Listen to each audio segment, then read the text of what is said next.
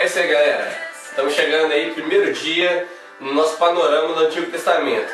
É claro que não vai dar para ver tudo, mas você vai ter uma boa base aí, uma boa ideia do que foi o Antigo Testamento.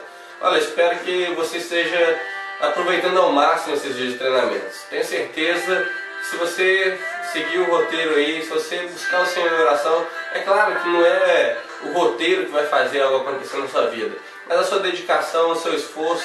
Deus vê aqueles que buscam. E a palavra diz que aqueles que buscam a Deus, crendo, acreditando, Ele se manifesta a nós. Para mim tem sido muito bom. Eu quero te desafiar a seguir adiante. Faltam 2 semanas para o nosso roteiro de treinamento.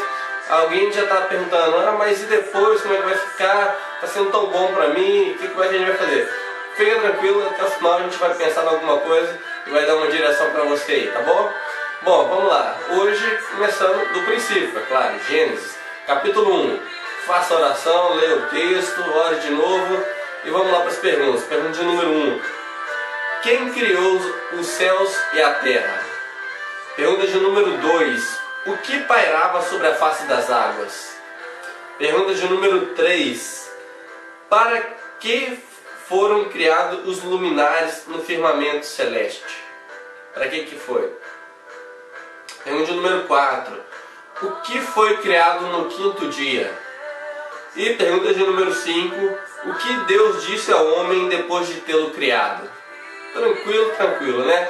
Bom, agora a gente já começa com o desafio de novo. O desafio de hoje, presta atenção aí, não é difícil não, mas muito importante também.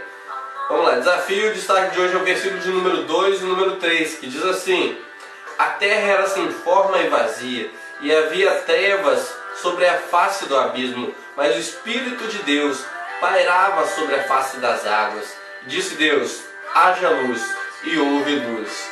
Bom, vamos lá, o desafio de hoje é que você identifique na sua vida áreas que estejam sem forma, vazias de significado e em trevas.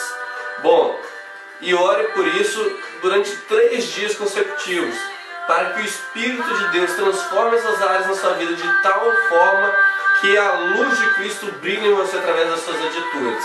Talvez você pode pensar, mas só orar? Olha, orar é o primeiro passo. Se você não orar, dificilmente as coisas vão acontecer. Comece orando. Tenho certeza que Deus fará brilhar a sua luz através de você. Que Deus te abençoe e até amanhã.